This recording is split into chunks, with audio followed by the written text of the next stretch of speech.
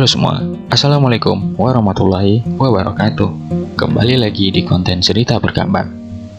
Di konten cerita bergambar kita hari ini, saya akan menggambarkan sebuah cerita tentang Godzilla, makhluk yang dijuluki sebagai King of the Monster atau Raja dari para monster. Tapi sebelum kita mulai, silakan klik tombol subscribe. Dengan subscribe, teman-teman semua telah memberikan dukungan kepada kami untuk tetap bisa mengupdate konten cerita bergambar, dan aktifkan lonceng notifikasinya agar teman-teman semua tidak ketinggalan konten cerita bergambar dari channel Fauzi NCN. Kalau sudah, mari kita mulai ceritanya. Hampir seluruh orang di dunia pernah mendengar nama Godzilla, monster reptil raksasa yang sangat terkenal sepanjang sejarah. Namun di balik ketenarannya, terdapat beberapa hal yang masih menjadi tanda tanya tentang Godzilla. Seperti dari manakah kisahnya berasal, apa sebenarnya Godzilla itu, dan siapa orang di balik terciptanya tokoh monster yang terkenal ini. Godzilla merupakan monster raksasa yang tercipta akibat mutasi dari efek radiasi atom. Sosoknya diciptakan oleh salah satu produser film asal Jepang bernama Tomoyuki Tanaka. Sosok Godzilla awalnya terinspirasi dari suatu insiden besar yang terjadi di Jepang pada tahun 1954. Pada saat itu, sebuah perahu nelayan di perairan Jepang secara tak sengaja memasuki daerah uji coba bom atom yang memancarkan radiasi yang sangat besar. Akibatnya, beberapa awak kapal harus dilarikan ke rumah sakit dan sisanya meninggal dunia karena pengaruh radiasi atom yang sangat kuat. Selain itu, insiden ini juga berujung kepanikan dengan beredarnya ikan-ikan hasil tangkapan yang tercemar radiasi di pasaran. Radiasi atom ini diketahui memiliki pengaruh yang sangat berbahaya bagi tubuh, mulai dari menyebabkan kematian, bahkan mutasi atau perubahan pada fisik makhluk hidup. Dari insiden ini, Tomoyuki Tanaka berinisiatif untuk mengumpulkan beberapa orang-orang berbakat untuk memproduksi sebuah film tentang monster raksasa yang tercipta dari radiasi nuklir atau bom atom. Pada awalnya, Tomoyuki Tanaka sempat kebingungan untuk menentukan nama dari monster raksasa ciptaannya. Hingga pada suatu hari, Tomoyuki mendapatkan inspirasi nama dari gabungan dua hewan yang terkenal kuat dan besar yang ada di bumi, yaitu gorila dan ikan paus, atau dalam bahasa Jepang disebut Kujira.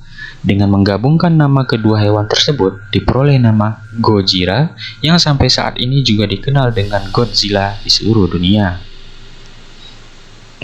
Pada film pertamanya yang berjudul Gojira yang diputar di Jepang pada bulan November 1954, Godzilla telah berhasil menghipnotis para penggemar dan penonton setia di setiap filmnya.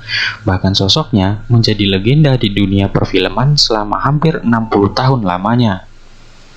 Cerita Godzilla sendiri berawal dari sebuah pulau bernama Pulau Logos, di mana di pulau tersebut terdapat seekor Godzillasaurus, yaitu dinosaurus kuno yang mengalami mutasi karena uji coba bom atom yang dilakukan pada Perang Dunia Kedua.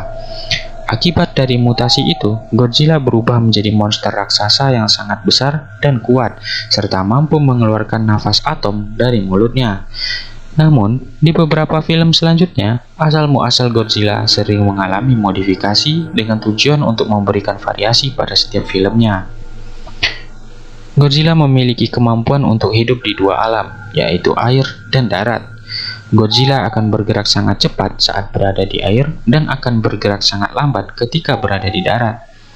Godzilla memiliki karakteristik yang sangat unik dibanding monster lainnya. Dia hanya akan bersifat agresif jika diserang atau daerah tempat tinggalnya diganggu terlebih dahulu. Dia akan merasa sangat marah jika ada monster lain yang mencoba memasuki atau mengganggu daerah di sekitar tempat tinggalnya.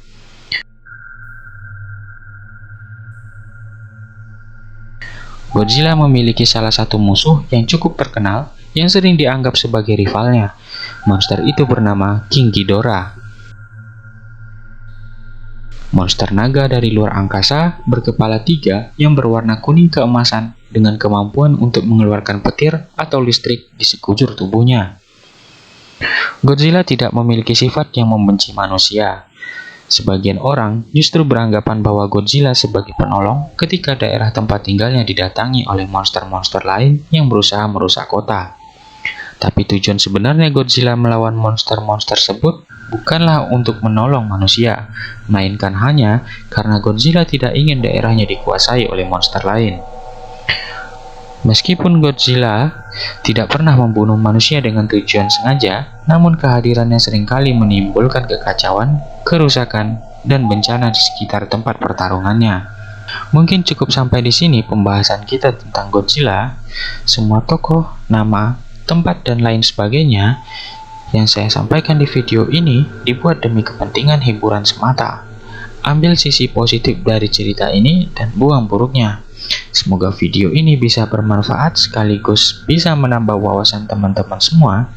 Dan jika teman-teman terhibur, bantu like dan share video ini agar kami tetap semangat dalam membuat konten cerita bergambar. Saya ingin mengucapkan terima kasih kepada para penonton setia atas dukungannya. Nantikan konten video cerita bergambar selanjutnya.